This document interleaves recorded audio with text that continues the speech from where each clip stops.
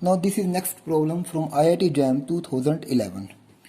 The problem is that कि यहाँ पर दो कार्बोनल कंपाउंड दिए गए हैं, हमने इसकी रिएक्शन सेमी कार्बाजाइड से करवानी है। तो आपको पता है semicarbazide as a nucleophile attack करेगा और जो कार्बोनल कंपाउंड है वो न्यूक्लियोफिलिक एडिशन रिएक्शन करते हैं। पर प्रॉब्लम ये है ये वन इक्विवेलेंट है, तो ये दोनों के साथ तो रिएक्शन करेगा नहीं, ये उसी कार्बोनल कंपाउंड के साथ रिएक्शन करेगा जिसका कार्बन ज़्यादा इलेक्ट्रोफिलिक नेचर का हो।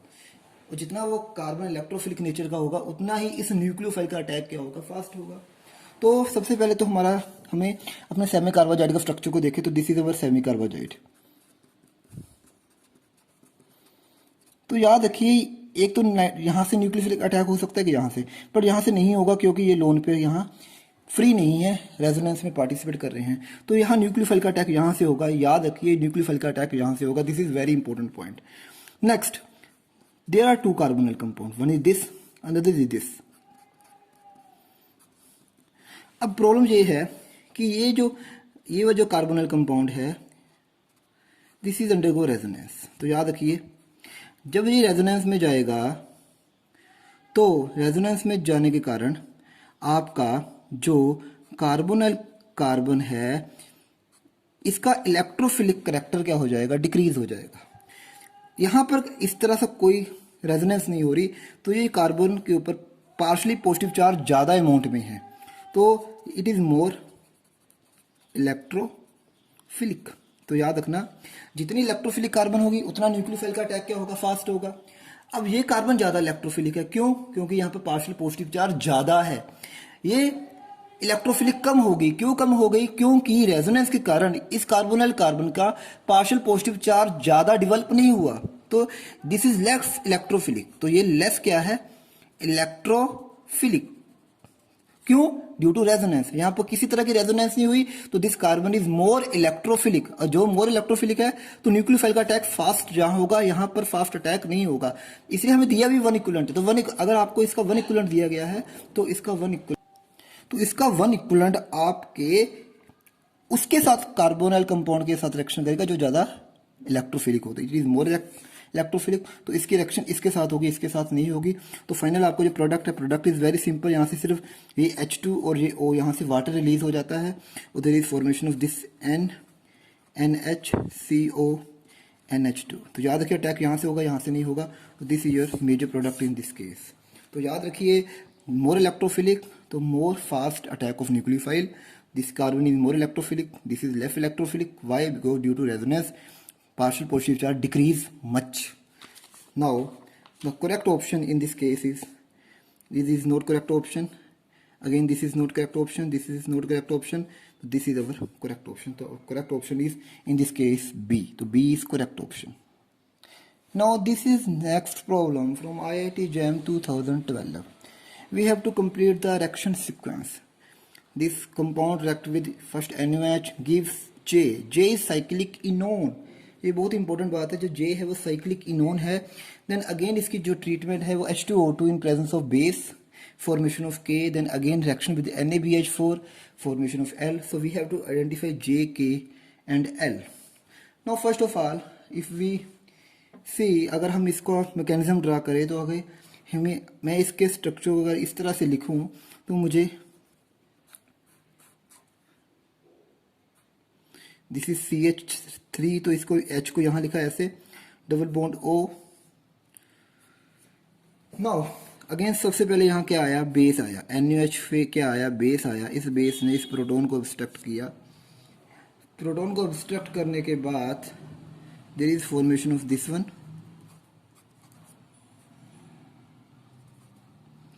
formation of this one CH2 negative. Now again it is a nucleophile and again there is carbonyl carbon. Again this nucleophile attack on this carbonyl carbon. There is a formation of OH.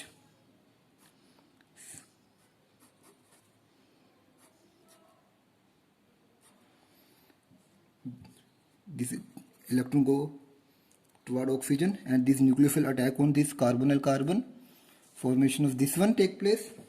Now further when it is heated because cyclic, उसने question कहा है cyclic इनोन बनेगा। Cyclic इनोन तभी बनेगा अगर यहाँ पर अब क्या होगी, हीट करने पर यहाँ से वाटर रिलीज होगा, वहाँ से क्या रिलीज हुआ, वाटर की एलिमिनेशन हुई। फाइनली आपको ये वाटर निकलने के बाद, यहाँ से वाटर निकला, फाइनली आपको ये इस तरह से साइक्लिक इनोन ऑब्टेन हो गया। It is cyclic इनोन। तो याद रखिए इट इज साइक्लिक इनोन। नाउ अब हम अगर साइक्लिक इनोन को मैं इस तरह से लिखूं, it is cyclic इनोन, that is your J, it is your J. Now अब हमने इसकी ट्रीटमेंट की है, इस जे की नेक्स्ट हमने ट्रीटमेंट की है। तो जे हमारा यहाँ बना है, इसकी हमने नेक्स्ट जो जे हमारा यहाँ ये बना साइक्लिक इनोन टाइप, इसकी हमने नेक्स्ट ट्रीटमेंट की है। नेक्स्ट ट्रीटमेंट हम इसके जे की है with H2O2 in presence of OH negative. तो याद रखिए H2O2, this is like H2O2, structure of H2O2।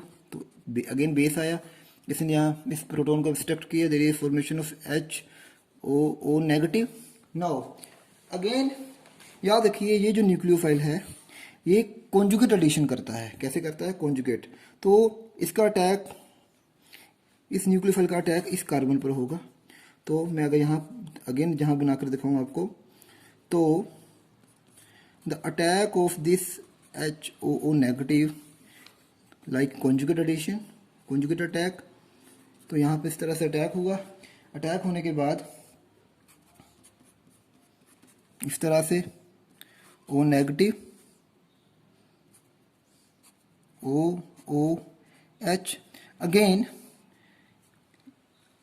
यहाँ से इन पाई इलेक्ट्रॉन ने इस ऑक्सीजन पर अटैक किया और यहाँ से OH नेगेटिव निकल गया आपका। There is formation of epoxide type compound, there is formation of this one. तो फर्स्ट ऑफ ऑल सबसे पहले आपका साइक्लिक इनोन बना। When this is treat with NaOH, there is formation of cyclic enone and that is your J. Then treatment with H2O2 in presence of base, this nucleophile attack on this cyclic inon, attack take as conjugate attack, finally your formation of epoxide. So this is your K. Now अगर अब हमने इसकी reaction किसके साथ की है? NaBH4। you know NaBH4 is a reducing agent। ये carbonyl compound को किस में चेंज कर देगा? OH में। और ये इपोक्साइड को भी OH में चेंज कर देता है। याद रखियो, एक तो ये कार्बोनाइल कंपाउंड को OH में चेंज कर देता है और ये इपोक्साइड को भी किस में चेंज कर देता है? OH में। तो NaBH ऐड करने पर रिडक्शन होगी, आपका कार्बोनाइल भी OH में चेंज हो गया, आपका जो है इपोक्साइड भी वो क्या है, किस में चेंज हो गया? OH में चेंज हो गया। तो this is your final product. In this case this is your L। तो this is your J, this is your K and this is your L। तो फर्स्ट ऑफ ऑल हमने reaction की NaOH के साथ। NaOH के साथ reaction करने के बाद आपका क्या बना? आपका बना साइक्लिक इनोन। साइक्लिक इनोन की रिएक्शन अगेन हमने H2O2 OH नेगेटिव की साथ की, आपका इपोक्साइड प्रोडक्ट बना अगेन विद NaBH4 के साथ रिडक्शन करने पर आपका फाइनल प्रोडक्ट L ऑब्टेन हुआ। This is next problem from IIT JAM 2014। This is substrate. इसकी सबसे पहले ट्रीटमेंट हमने की, सबसे पहले इसकी ट्रीटमेंट की with bromine, formation of A, then reaction with sodium ethoxide in ethanol, formation of B. Here B is like a intermediate. Again that decompose into C. Finally, after ozonolysis we get D plus E. We have to identify A, B, C, D, E. Now, this is your substrate. ये आपका substrate है। सबसे पहले हमने इसमें add किया bromine. तो आपको पता है अगर आप ब्रोमीन ऐड करते हो, डबल बॉन्ड के अराउंड ब्रोमीन की एडिशन होती है और ये एडिशन एंटी होती है। तो इस तरह से आपकी ब्रोमीन की एडिशन होगी अराउंड डबल बॉन्ड। तो इस तरह से आपका यहाँ पर ब्रोमीन ऐड हो गया। After addition of bromine in first step, the next it is treated with sodium ethoxide which is a base. तो no again there is presence of H। तो यहाँ एलिमिनेशन होगी, सोडियम इथोक्साइड एक base है, in presence of ethanol there is a elimination take place. Now again this OET negative attack on this hydrogen, elimination take place and there is a formation of this double bond. तो इस तरह से elimination होने के बाद यहाँ पर इस तरह से आपका डबल बॉन्ड क्रिएट हुआ. Now this is B, that is a show in like a intermediate. Again you know this reaction cannot stop here because this is also a good leaving group. Again, in presence of sodium ethoxide, this again ethoxide react here and again elimination take place like this one. तो यहाँ से ये bromine भी निकल गया. तो there is a formation of this compound CH3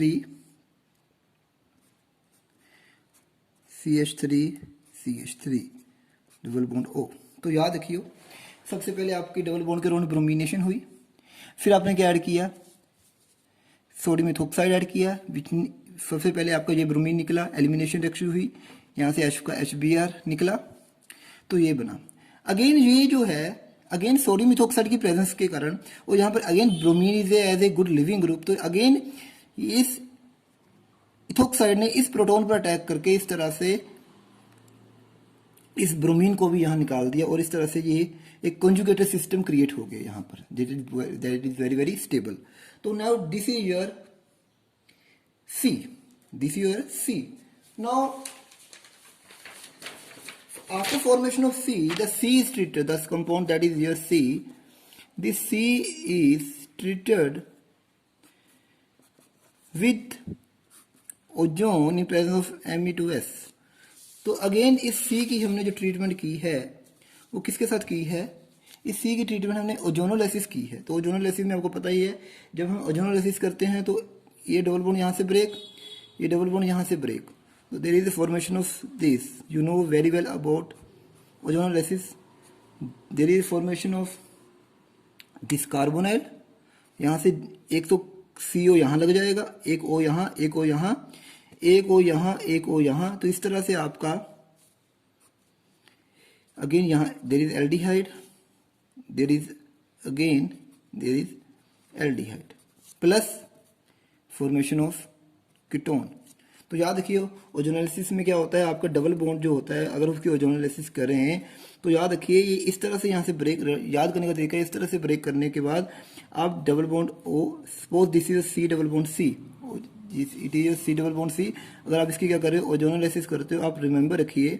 तो इस तरह से आपने यहाँ से बॉन्ड को ब्रेक कर देना है और इस तरह से C डबल बॉन्ड O यहाँ लगा देना है plus C double bond O यहाँ लगा देना. तो यहाँ से ब्रेक अगेन इसी तरह मैंने यहाँ पर किया, यहाँ से ब्रेक करने के बाद एक C डबल बॉन्ड O यहाँ लग गया, इस कार्बन के साथ C डबल बॉन्ड O लग गया, इस कार्बन के साथ क्या लग गया, C डबल बॉन्ड O लग गया. अगेन यहाँ से ब्रेक हुआ तो इस कार्बन के साथ क्या लग गया, C डबल बॉन्ड O लग गया. तो इस ग्रुप के साथ भी क्या लग गया, C डबल बॉन्ड O लग गया. This your D, this your E. तो इट इज योर ABCD. तो इस रिएक्शन में सबसे पहले मैंने आपको बताया आपकी ब्रोमिनेशन हुई, डबल बॉन्ड पर ब्रोमिनेशन होने पर डबल बॉन्ड पर ब्रोमीन लगा, ब्रोमीन ऐड करने के बाद हमने यहाँ पर सोडियम इथोक्साइड ऐड किया तो उसने यहाँ से एलिमिनेशन की. अगेन यहाँ पर ब्रोमीन निकला तो आपको कंजुगेटेड सिस्टम क्रिएट हुआ. आफ्टर ओजोनोलाइसिस आपने ये प्रोडक्ट D और E आपको क्या हुआ, ऑब्टेन हुआ. Again this is problem from IIT JAM 2014. ये IIT JAM 2014 में पूछी गई प्रॉब्लम है. We have to identify the product P and you know it is very very important reagent that is called Gilman reagent. तो इस problem में क्या है, इस प्रॉब्लम में इस तरह से आपका ये सबस्ट्रेट दिया गया है, आप क्या गिलमैन रिएजेंट इसके ऊपर अटैक कर रहा है. It is negative, it is positive. याद रखिए it is a undergo 1,4 addition. तो आपका जो मिथाइल न्यूक्लियोफाइल है इसने डायरेक्ट CO पर अटैक नहीं करता बिकॉज इट इज सॉफ्ट. और soft attack eight soft, it is soft part, it is a hard part. So soft part ने सॉफ्ट पार्ट के ऊपर अटैक किया तो कॉन्जुगेटेड अटैक हुआ. तो इस तरह से मिथाइल की कॉन्जुगेटेड एडिशन हुई. तो इस तरह से आपका ये यहाँ पर आपको मिथाइल लगा. Again here is a good living group bromine, तो आपका again this pi electron as a nucleophile again is this carbon पर उन्होंने अटैक किया, और bromine is a good living group, you obtain this type of product hair.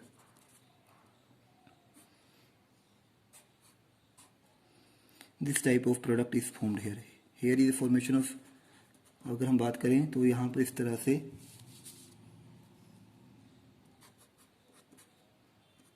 इस तरह का product हमें ऑब्टेन हो रहा है। तो this is your final product in this case. तो याद रखिए सबसे पहले गिलमैन ने कॉन्जुगेट एडिशन की, कॉन्जुगेट एडिशन के बाद अगेन यहाँ ब्रोमीन है जो कि एक गुड लिविंग ग्रुप है, अगेन दिस न्यूक्लियोफाइल ने इस कार्बन पर अटैक किया और ये ब्रोमीन निकलने के बाद आपको ये वाला प्रोडक्ट जो है यहाँ पर क्या हुआ, ऑब्टेन हुआ। Thank you for watching.